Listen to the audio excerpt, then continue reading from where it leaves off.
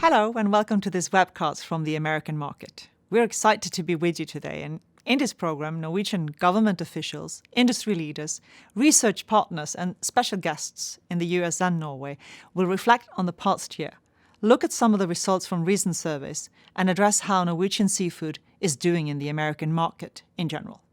My name is Anne Øen and I'm director for the Norwegian Seafood Council in the US, so I'm currently based in Boston, Massachusetts. In 2020, Norwegian seafood exports to the US went up by 7% measured in volume and 3% measured in value. The year-end exports to the US came in at 85,000 metric tons and close to 7 billion Norwegian krona, which translates to about $748 million. We are particularly excited about this positive development as 2020 was such a challenging year for all of us. It seems like everyone's been walking on a tightrope over the last year, with COVID-19 blocking or at least seriously constraining our ability to plan ahead. However, that very same tightrope can also be seen as the thread that's been connecting us all. All of us in the seafood ecosystem are now acutely aware of the fact that we're totally dependent on each other. All the different parts of the supply chain that keep us busy, raising and harvesting seafood, shipping from Norway and selling to our customers in the US are interdependent. This, of course, is not news, but it has suddenly become more important than ever. We will address this further as we proceed. Now it is my great pleasure to introduce from Oslo, Norway, the Norwegian Minister of Fisheries, Mr. Odd Emil Ingebrigtsen, as our first speaker. Dear seafood friends, ladies and gentlemen. It's a pleasure for me to join this webcast about the current state of the US market and the future outlook for Norwegian seafood in America. I wish I could have said that I was pleased to see so many people gathered here today, but as the situation demands, we must use our recently acquired expertise in digital meetings to gather like this. And in a way, it is perhaps fitting to talk about sustainable seafood by means that leave no footprint. The United States and Norway are important coastal nations for which seafood is a common issue of significance. Our two countries have always benefited from the wealth of the sea. Over the centuries, we have developed our own seafood cultures with traditions in terms of production and consumption, export and import. We have also long-standing traditions of trade and cooperation between our nations, which prove extra valuable in the situation we find ourselves today. These are challenging times, but through cooperation and joint commitment, we will overcome shared obstacles. And through partnerships and common dedication, we may explore new opportunities.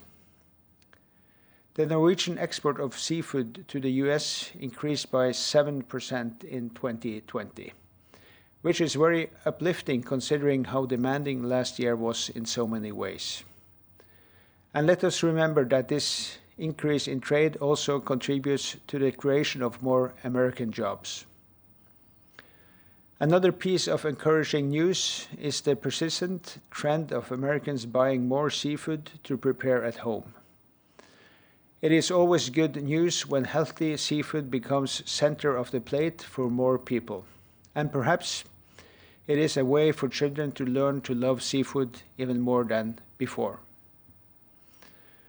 Another important point, which is all of you participating here today are aware of, is that seafood production, processing and distribution and sales can play a key role in rebuilding economies after the pandemic.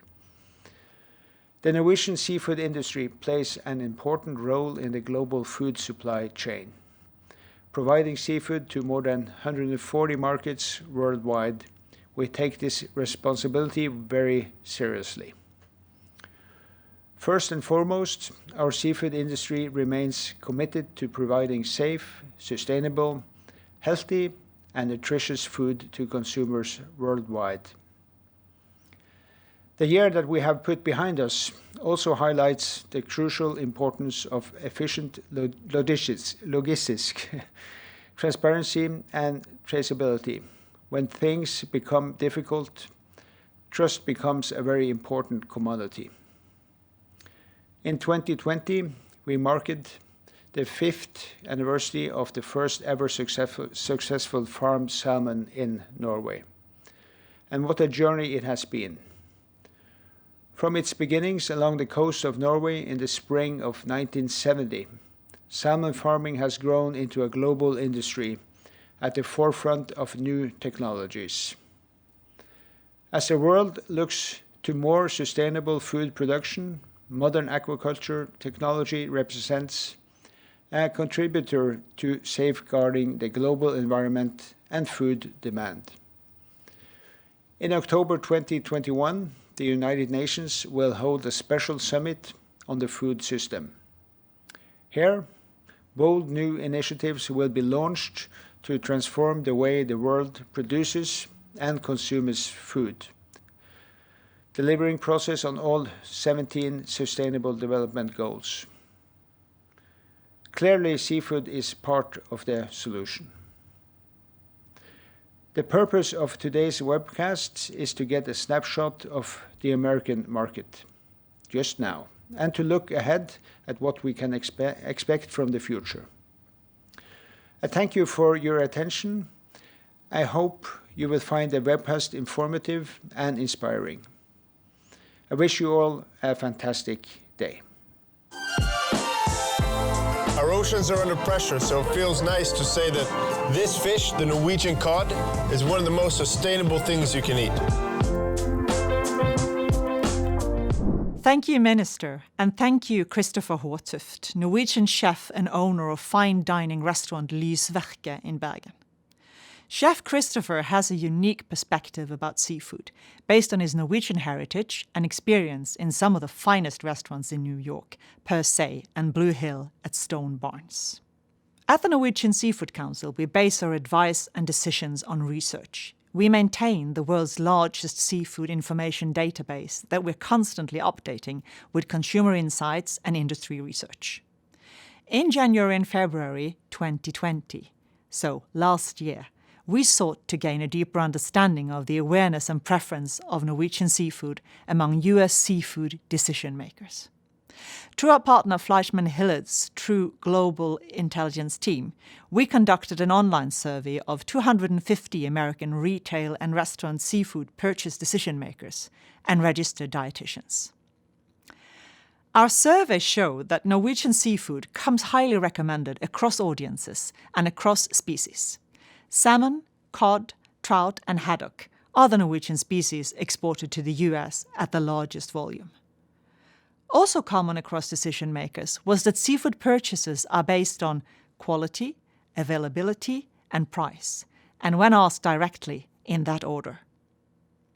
Salmon is the most popular fish in the world. It is also the most popular fish in the American market. Now, while there is a strong preference for Norwegian seafood, as well as a high opinion of its quality and sustainability, few respondents were knowledgeable about the Norwegian Seafood Council and our emphasis on the role of origin. For the Norwegian Seafood Council to be a trustworthy source of information, it is important that the industry knows who we are, so we will continue to build our brand with them. Going forward, we cannot just state that origin matters.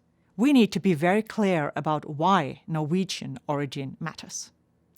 We have seen very clearly during our Christmas and winter social media activity with influencers that tying the origin message more closely to the Norwegian mindset and lifestyle makes a difference for American audiences. When we provide an anchor to something specific in Norway beyond seafood, American consumers have the context they need to understand why origin matters. As I mentioned, this survey was completed in January and February 2020. Then March came, and with it the world changed overnight. So we decided to conduct another survey, this time with our partner Ipsos, focusing on understanding the changing market environment for fish and seafood in the USA. We share those results later in the program, but first, please take a look at this presentation on global trends from my colleague Jørgen Gangsø in Tromsø. Jørgen is our Director of Market Insight and Market Access. Nå håper jeg dere klar, for i løpet av de neste minuttene så skal vi presentere noen av de viktigste trendene som kan sette sitt preg på sjømatnæringen i årene som kommer. Vi i Norges Sjømatråd sitter på verdens største sjømatdatabase. Det gjør det mulig å følge trendbildet globalt. Men før jeg starter, så må jeg nevne at vi har en X-faktor. I år traff koronapandemien verden som en slegge. Det har medført at noen av trendene har skutt fart, mens andre har mistet sitt momentum. Det er viktig å ha med i bakhodet. De sjømattrendene som vi har identifisert som noen av de viktigste å følge med på i årene som kommer, er nye salgskanaler, ansvarlighet, åpenhet, helse og sunnhet, enklere og bedre, og den krevende forbrukeren. I dag skal vi presentere 3 av de viktigste av de her sjømattrendene. Trend nummer 1. Nye salgskanaler med netthandel i spissen. Vi handler mer på nett enn noensinne. Det har vært en vekst i denne kanalen over år, men under korona så har den skutt ytterligere fart. Ifølge analyseselskapet Edge by Essential så ser de at 28% av alt dagligvareartikler handles på nett i dag. Ifølge den samme undersøkelsen så er vi 2 år foran skjema på grunn av korona når vi snakker om fremveksten i denne kanalen. Det forventer en betydelig vekst i denne kanalen i årene som kommer, og høyest vekst er det ventet i Asia, i Afrika og i Midtøsten. Men handler vi sjømat via nett? Svaret er ja, og også her leder Asia an. I vår globale spørreundersøkelse så svarer så mange som 50% i det kinesiske markedet at de handler ofte eller veldig ofte sjømaten online. Tilsvarende tall i Norge er på 2,3%. Ifølge Kolonial i Norge så handler vi mer sjømat gjennom deres nettbutikk enn i vanlig dagligvare. En av grunnene til dette er nok at vi tar mer rasjonelle valg når vi sitter bakom skjermen og planlegger ukesmenyen. Men det kan også handle om at når vi er i butikken, så blir vi påvirket av kampanjer, sjømaten er ikke like synlig, og det kan være andre ting som gjør at vi ikke velger sjømaten like ofte i en vanlig dagligvarebutikk. I tillegg så kan det tenkes at det rett og slett er mer praktisk for mange å handle sjømaten på nett. Trend nummer 2. Ansvarlighet. Valg som er gode for oss som forbrukere, og valg som er gode for planeten. At vi som forbrukere har blitt mer bevisst våres valg og hvordan de påvirker planeten er ikke noe nytt. FN sine 17 bærekraftsmål er jo et eksempel på noe som har bidratt til å påvirke både næringsaktører, men også oss som forbrukere.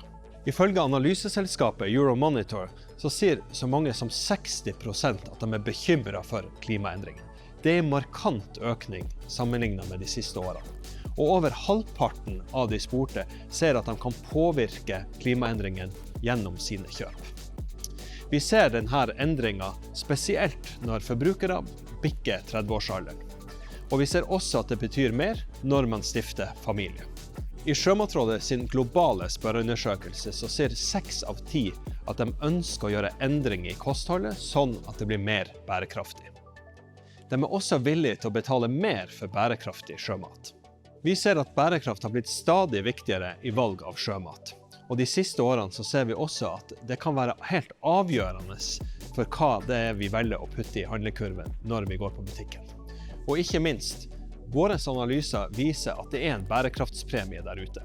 Klarer vi å sikre at norsk sjømat oppfattes som bærekraftig, så kan vi snakke om 30 milliarder ekstra i eksportverdi innen 2030. Trend nummer 3. Åpenhet. Vi ønsker å vite hvor maten vår kommer fra. Og dette er en trend som vi ser gjennomsyre mange av de kravene som forbrukeren stiller i dag. Og det er kanskje ikke så rart. Hestekjøttskandaler, syke dyr som går inn i matproduksjon, vekker hverken tillit eller smakssansene hos folk. Ifølge en undersøkelse gjennomført av The Food Industry Association i USA, så sier så mange som 75% at de er tilbøyelige til å endre til produkter som gir mer informasjon på produktforpakninger enn det som fremkommer i dag. I 2016 så var tallet på 39%, og dette viser bare at dette er noe som øker i viktighet. Dette presser frem nye løsninger, og vi ser dagligvarekjeder som Carrefour og Alibaba som jobber med ulike blockchain-prosjekter for å sikre større tillit til maten. Fra norsk side har vi aktører som Kvarøy og Lerøy, som i samarbeid med Atea og IBM jobber med å utforske potensialet i denne type teknologi. I våre egne sjømatundersøkelser så ser vi ofte at mattrygghet kommer høyt opp på lista av viktige årsaker for valg av sjømat. I en undersøkelse gjort i Sør-Korea så ser vi faktisk at mattrygghet kommer helt på topp. Men hva er det koreanerne er mest skeptiske til når det kommer til mattrygghet? Jo, det er faktisk transportfasen, for det er der ferskhetsgraden blir påvirket. Og våre undersøkelser viser at hvis du klarer å dokumentere reisen fra fjord til bord for produktene dine, så er det større sjanse for å bli valgt i det koreanske markedet. Dette var en rask oppsummering av noen av de viktigste sjømattrendene globalt. I midten av februar så lanserer vi en trendrapport der vi går enda dypere inn i de her trendene. Den gleder jeg meg til å dele med dere. Takk for meg. In Tom Jørgen's report on global trends, he focused on three main things: new sales channels, responsibility, and transparency. We will see how these things resonate more particularly in the American market in the portion ahead. With me today is Joshua Goldbas, Market Intelligence Project Lead for the survey we have recently conducted with the firm Ipsos. Joshua, thank you for joining us today. We're interested in hearing how the American market aligns with the global trends. To begin, can you please give us a general overview of the complexity of the American seafood market? Certainly, thanks for having me here. You give me a chance to talk about things that I love most. I like research, and I certainly do love food, so I get to talk about my favorite things. It is a complex market, Anne. There's no question about it. It's a heterogeneous market. It's different in different areas, different tastes, different qualities, different regionalities. It's a study in contrasts, actually. When we look at research data, we see it in so many different ways. There's the fresh versus the frozen. There's the fillet versus the shellfish. There's the other contrast between freshwater and marine species. And with salmon, there's even the split between Pacific and Atlantic salmon. So these studies in contrast help to understand and render certain parts of the market. But it is mainly a salmon consumption market. Salmon, tuna, and shrimp tend to lead the American market for seafood. Tilapia is probably in there as well. These themes of sustainability and interest do drive choice. Americans are environmentally concerned, and they're concerned about their health. So in that sense, fish and seafood generally fit an important new category and emerging interest on trend for Americans. I think that's something important to look at when you understand the market. As a result of the pandemic, we have seen a shift in seafood sales from food service to retail. Would you please take us through some of that development? It really was an important part of what our B2B subjects talked about in our interviews. And we had a serious situation. These people were facing huge inventories on their hands, a product that was in transit, and then certainly a drop in demand from channels they'd normally sold to. And a lot of things happened. We found distributors looking for new channels, people developing online capabilities. We found Americans reaching out for new ways to acquire seafood direct from distributors. And there were shifts in what was happening in the stores as well, as people moved away from open counter product, because that was restricted at first, to a grab-and-go situation. So people were beginning to get seafood in different ways, and they hadn't normally purchased it before. So those were all some of the things that we saw happen from COVID. And we certainly saw a surge in online purchasing. We looked at the research data across time, and we see that the fish and seafood market had grown pretty modestly, maybe up to 1% in the years prior to the pandemic. But when that hit, and there was more availability of product on a retail level, and where people were forced to fend for themselves, there was this massive spike in the market. It grew tens of billions of dollars.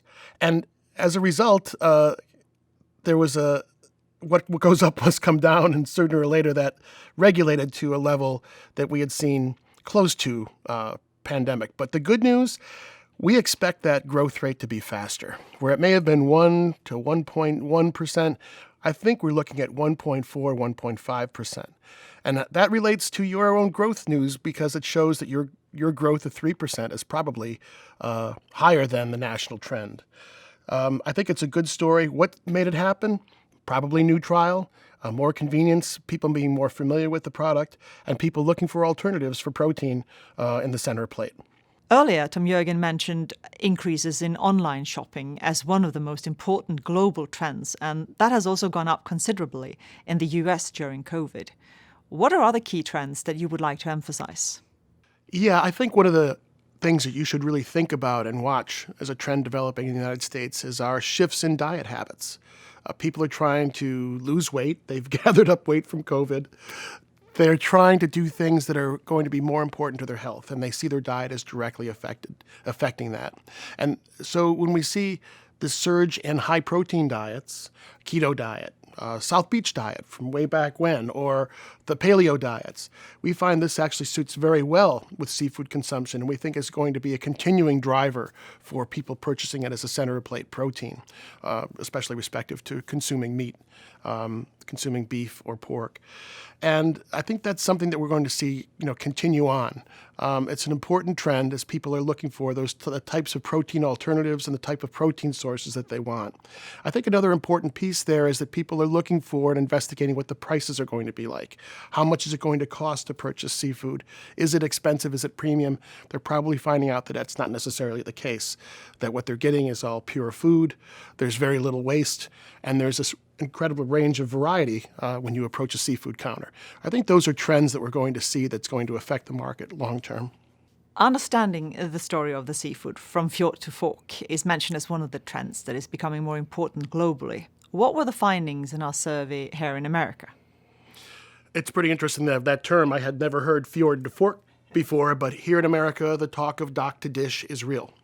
I think it's a significant part of people thinking about origin story. Where did that fish come from? How long has it been out of the water? Sometimes, how do I cook it is actually part of it. Americans want to know where things are coming from. The other piece about that I think is important to recognize is that people are looking for these certain types of health benefits that are going to be associated with fish consumption. We actually have the FDA recommending that people eat more fish for all different types of reasons, certainly the omega-3 qualities. And that is beginning to sink into people as they look for an alternative, or they want to do something that's different, that brings rich taste, that has a good feeling to them, but also meets their needs for value and for quality. So those are things I think that really do connect with some of the key messages that you're talking about with the Seafood Council. The other piece that's really important, I think, in this trend is that people are beginning to look more for that sustainability note. Now, this is on the business side as well as on the consumer side. Our business people told us that they really want that certification. Marine Stewardship Council should be front and center. But in regional areas, we talked to a retailer in Maine that said he wanted the Maine Fisheries Council's acknowledgement and acceptance of this product. So yes, fjord to fork is important, but also that certification, that point of origin, which also goes to the great trend of that story of the fish. Where is it coming from? And that, I suppose, also delivers on that other comment that was made about trust and transparency. That's true. Part of the story may be, how do I cook this thing and how long can I keep it in my refrigerator? Because these are drivers or barriers to why seafood's being purchased at all. So, but it is true that knowing where things are and knowing what is the background behind it, how safe is this for me to eat, or how safe for our planet is this?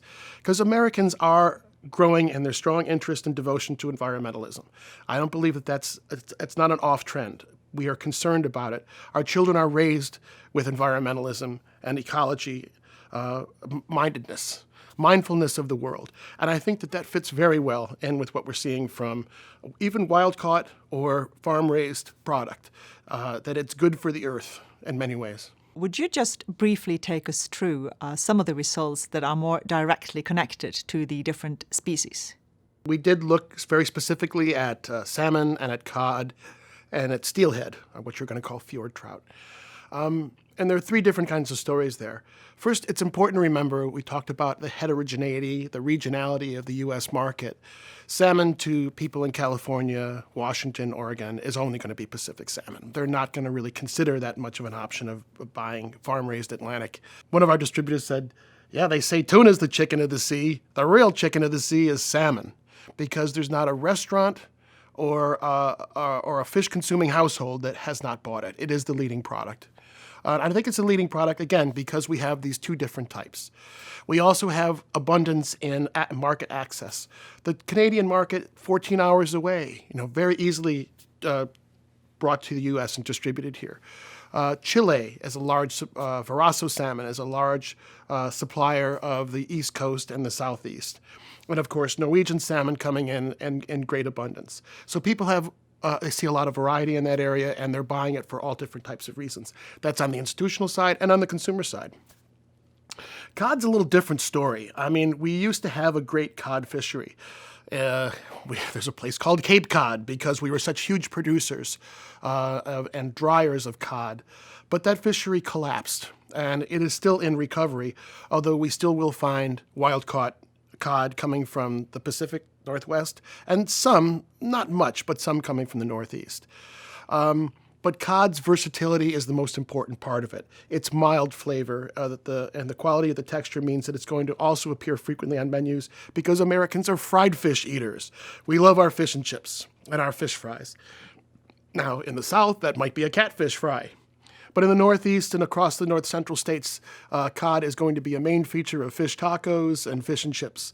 And at that point means we're always going to be moving. Our distributors are saying we're going to be looking for volumes, we're going to be looking for price consciousness, and we're going to be trying to moving a lot more volume in there. What you're calling fjord trout and what we call steelhead is a different kind of issue because trout to people in America, we are freshwater fish consumers. We consume a lot of tilapia, but trout to them means rainbow trout, widely raised here in the United States in a number of different areas. So trout might mean that it's freshwater trout typically to them. So when they see orange trout, it's confusing to them. There's a bit of a disconnect. What we're seeing in the U.S. is a lot more positioning of the product as steelhead. And steelhead, we're seeing it appear in dried and smoked salmon products and packaged salmon products. But we're not seeing fjord trout as a term being used, and it's not a heavily promoted fish as much as you would see our Pacific, our Atlantic farm-raised, or even something like an Arctic char, which is in the same family, similar kinds of look and feel, different tastes and textures, of course, but steelhead, I think, is still running a distant third behind those other two products. Convenience and pantry cooking have been important during the pandemic. What did our survey say about that? Seafood generally had a boost from that part, not only from the people bringing in more inventory being available because restaurants were shut down, but people just needing to try new things and trying to find out what can I do with this or how can that work. So I think those are important parts of what's going on. But the simplicity of fish cookery, I think, is beginning to catch on. Now, I read a lot of recipes. I'm a food guy. That's the way I am. But we're seeing so much more of the simplicity of food preparation regarding fish and shellfish that actually is a very attractive aspect. People needed help and instruction as to where they could find information about how they can get that onto the plate.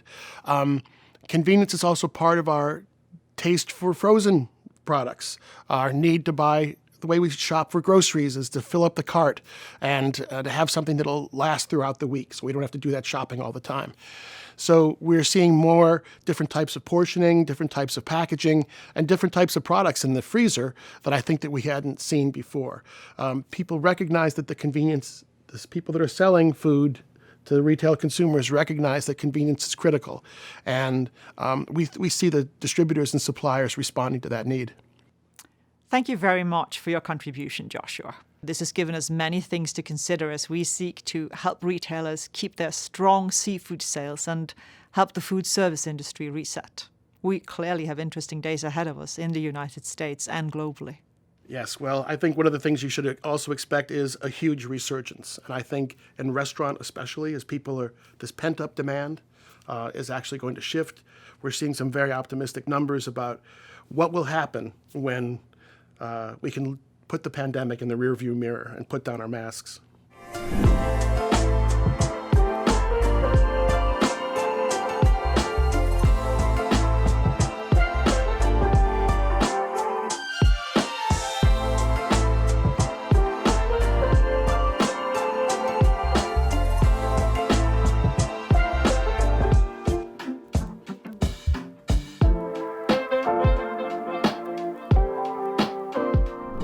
The Norwegian Seafood Council works together with the Norwegian Embassy, the General Consulates, and with Innovation Norway in the US. Our focus areas differ, but as Team Norway, our core mission is the same. We work together and we keep each other updated with ongoing efforts. The Norwegian Consulate General in New York is headed by Consul General Harriet Berg, and today I'm happy to introduce you all to her. Welcome to New York. New York is the restaurant city of the US with 25,000 restaurants. And people say that half of them will go bankrupt during the pandemic.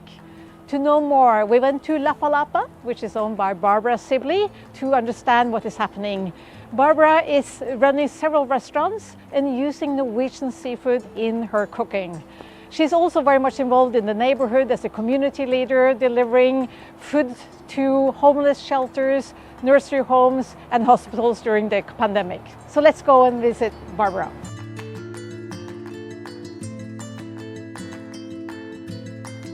So Barbara, thank you for having us in your restaurant.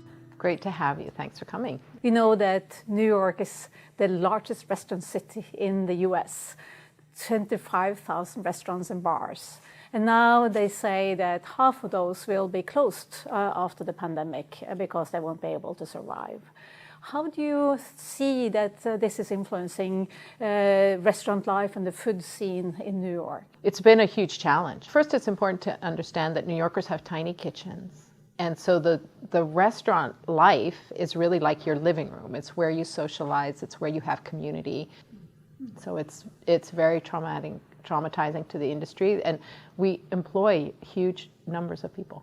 I know that you've been very active in organizations that are promoting restaurants in New York, but also female entrepreneurs in restaurants. And since today is International Women's Day, it would be interesting to hear how has that hit women particularly, women restaurateurs? Really, it's so specific because women who are entrepreneurs already have a much more difficult time getting funding, getting loans, and so on and so forth. So many women restaurateurs don't have the background in working, for example, with the SBA to be able to get the loans, as well as the fact that many women entrepreneurs and restaurant owners are also mothers, and so you have or caregivers, and so you have this additional extra load, and that you have either older family members living with family or children that are in remote school and so on and so forth, which makes it much, much more difficult. Could you give an example on how you yourself have been innovative in the way that you run these restaurants?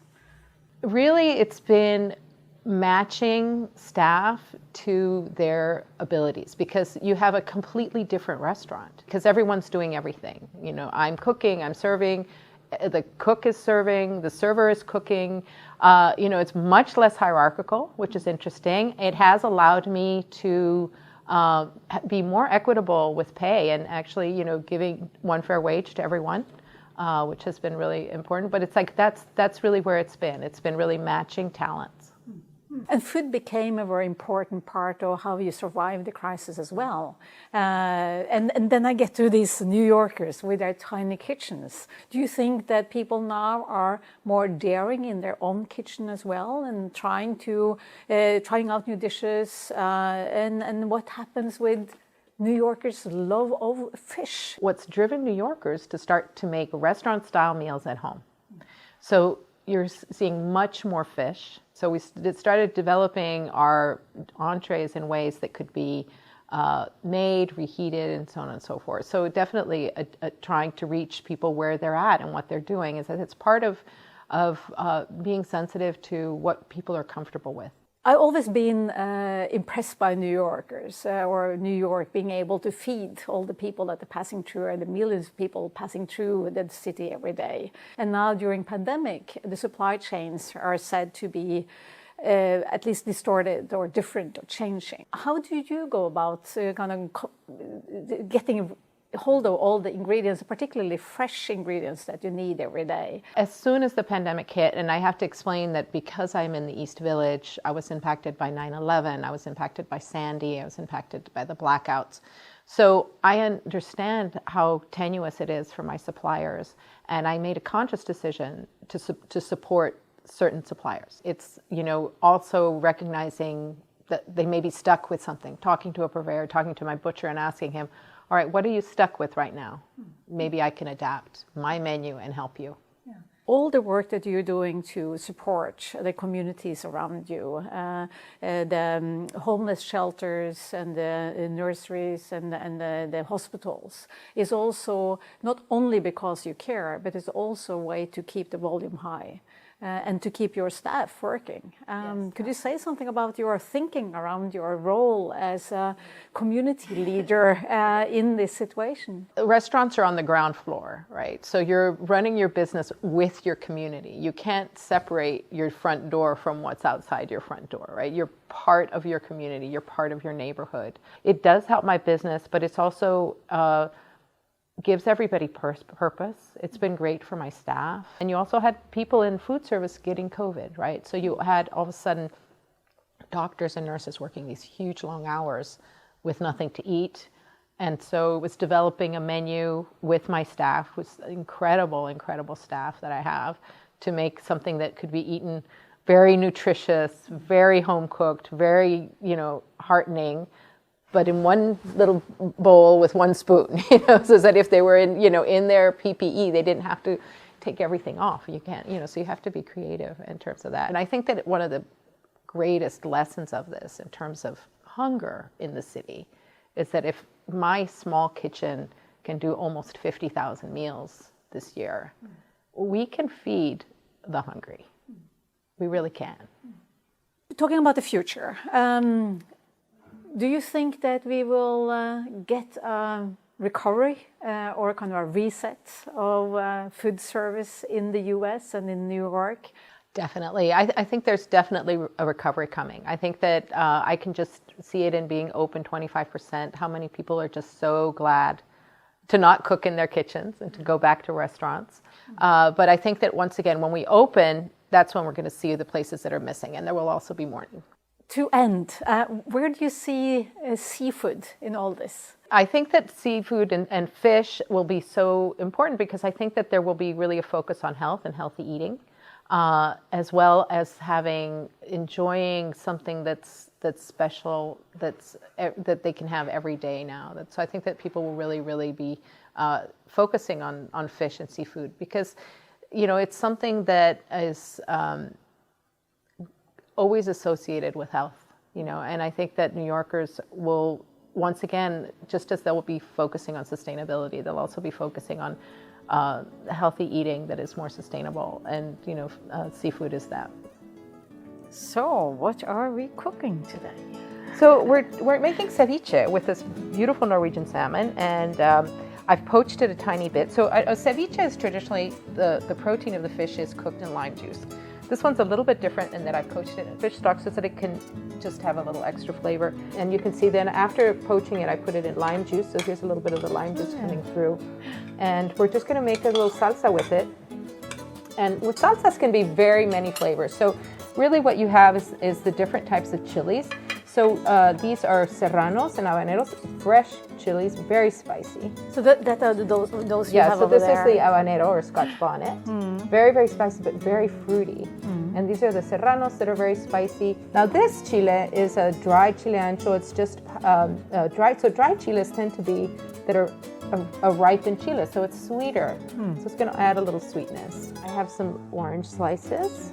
This is tomatillo. So tomatillo is the Mexican relative to the tomato, and it's tangy. So it's actually adding a little bit more acidity to the dish. Red peppers, mainly for color, to be honest. And we'll stir this up. I'm going to give this a stir ahead of time. It's very tasty. Now I'm going to go ahead and salt halfway through. So one thing I do think is important, if you can, is to use a sweet onion. In Mexico, onions are actually very mild. So if you see salsas that have onions, the onions are actually very mild. This is just a little bit of nectarine. This is a diced apricot. So a little bit of agave syrup or honey. Yeah, so agave syrup. Just a little bit of sweetness because just to balance it, I'm going to just add a little bit of lime. Yeah, when you get kind of the mix of lime with these fruits as well, that will also sweeten it a bit. You have the sweet, the salty, the spicy, and then the sour, and then the lovely richness of the salmon together. It was just so good. Yeah. I'm going to add a little bit of avocado, just adding that right at the end. Now, if you have an avocado, a good trick too is if you have an avocado that's a little underripe, it's great for a dish like this because you don't mind that it's just cubed.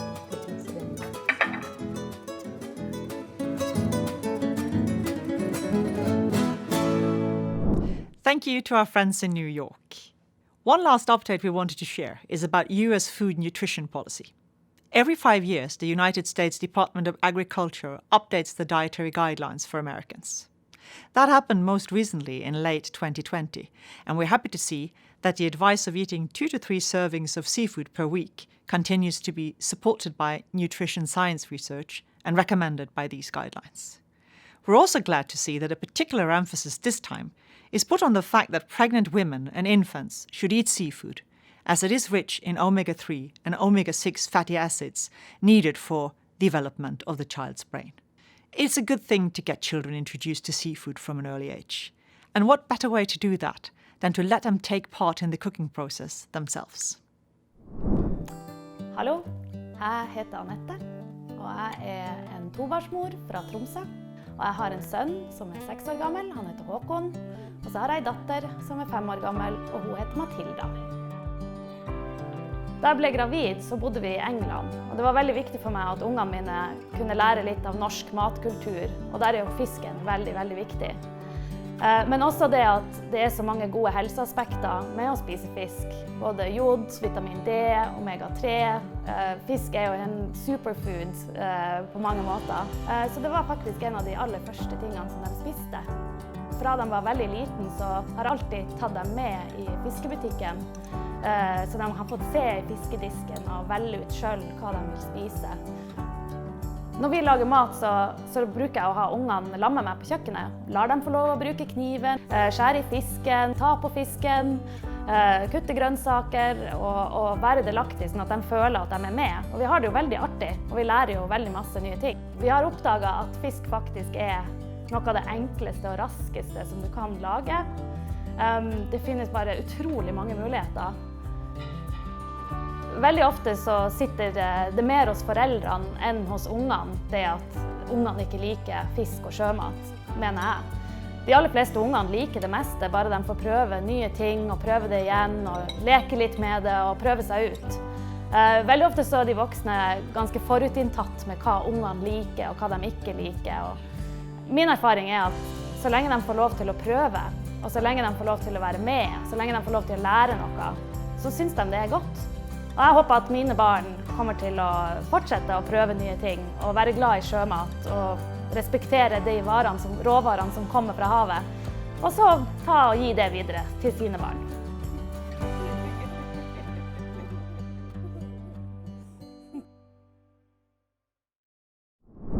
Thank you all for joining us for this webcast. We've looked at past, present, and expected future developments of seafood from Norway. And we've heard interesting reflections and research from experts and colleagues. The difficult situation caused by the pandemic has put new emphasis on the connection between people and the planet. It has reminded us to take care of ourselves, each other, and our surroundings. The pandemic reminded us that because people and our planet are both delicate structures, we should always tread a bit careful, not just when we feel that we're at the end of a rope. Going forward, it will be exciting to see if what we will get is a mere recovery or a reset of our business. We will certainly keep our finger on the pulse of the market and keep you posted on any new learnings. Thank you to all, and do remember to follow us on LinkedIn, Instagram, and Facebook.